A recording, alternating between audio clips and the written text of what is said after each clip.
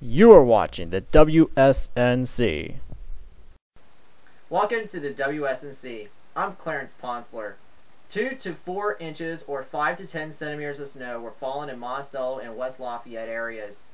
So I took a time-lapse video for about 7 minutes, which will be trimmed down to a minute, of how the snow fell in the area.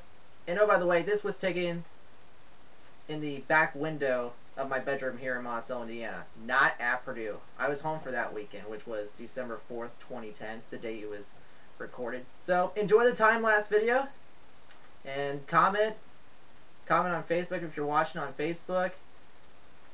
Comment on the WSNC if you're watching on the WSNC.com, and see what you think. Enjoy more winter videos later this season.